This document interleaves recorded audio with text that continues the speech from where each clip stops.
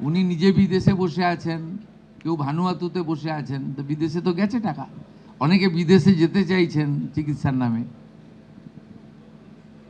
আপনি তো যেতে চাইছেন না। আপনি তো চশমা পড়েছেন, আপনার পাওয়ার চশমা আছে, আপনি তো এখানেই চোখ দেখাচ্ছেন।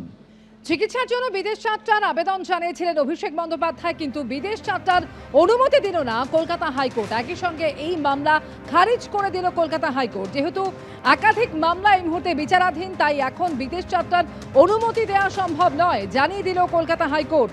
এবং সেক্ষেত্রে দেশেই চিকিৎসা করার পরামর্শ দিলেন কলকাতা হাইকোর্টের বিচারপতি সৌগত ভট্টাচার্য।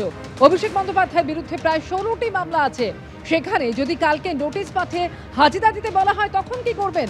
অভিষেক বন্দ্যোপাধ্যায়ের আইনজীবীকে এই প্রশ্ন করেন বিচারপতি সৌগত ভট্টাচার্য। আমরা সীমিত সময়ের জন্য অনুমতি চেয়েছি, 3 থেকে 4 সপ্তাহের জন্যই আমরা অনুমতি চাইছি, সওয়াল করেন অভিষেক বন্দ্যোপাধ্যায়ের আইনজীবী।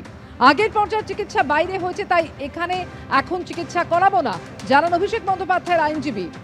এবং এই সময় কলকাতা হাইকোর্ট নির্দেশ দেয় যে এসএসকেএম হাসপাতালকে নির্দেশ দেব বিশেষজ্ঞ চিকিৎসকদের দিয়ে একটি মেডিকেল বোর্ড গঠন করার জন্য। কাল দুপুর 2টোয় এসএসকেএম হাসপাতালে গিয়ে চিকিৎসা সংক্রান্ত নথি দেবেন, নির্দেশ কলকাতা হাইকোর্টের।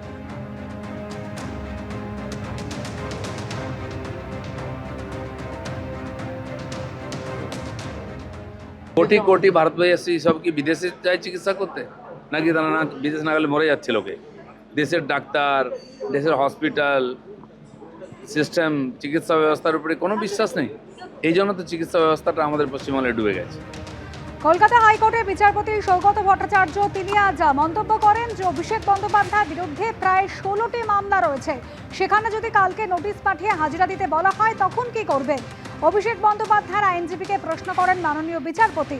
সীমিত সময়ের জন্য অনুমতি চেয়েছি, 3-4 সপ্তাহের জন্য আমরা অনুমতি চাইছি, সওয়াল করেন অভিষেক বন্দ্যোপাধ্যায়ের আইনজীবী। আগের পর্যায়ে চিকিৎসা বাইরে হয়েছে, তাই এখন এখানে চিকিৎসা করাবো না জানান অভিষেক বন্দ্যোপাধ্যায়ের আইনজীবী। এসএসকেএম হাসপাতালকে নির্দেশ দেব বিশেষজ্ঞ চিকিৎসকদের নিয়ে একটি মেডিকেল বোর্ড গঠন করার জন্য।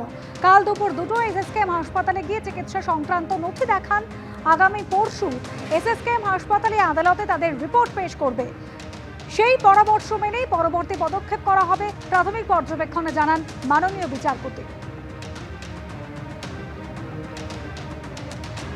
কলকাতা হাইকোর্টের রায়কে স্বাগত জানাচ্ছি, কারণ আমাদের একটা আশঙ্কা ছিল যে এই চোখ দেখানোর অজুহাতে তার যেহেতু ডিপ্লোম্যাটিক পাসপোর্ট রয়েছে, ডিপ্লোম্যাটিক ইমিউনিটি রয়েছে, লাল রঙের পাসপোর্ট নিয়ে চোখ দেখানোর অজুহাতে তিনি বাইরে গেলে তিনি আর ফিরবেন না।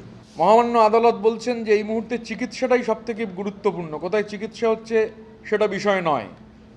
উত্তর হচ্ছে আমি আগে যেখানে চিকিৎসা করিয়েছি সেখানেই যেতে চাই, এসএসকেএম হাসপাতালে আমি যাব না। মানে আদালতেরও ঊর্ধ্বে আসলে মানে পিসির অভয়ারণ্যের মধ্যে থাকতে থাকতে গোটাটাই যেহেতু মগের মুলুকে পরিণত হয়েছিল, মানে আদালতের কথাও, হাইকোর্টের কথাও কিছু নয়, সুপ্রিম কোর্টের কথাও কিছু নয়, আমি যাব না।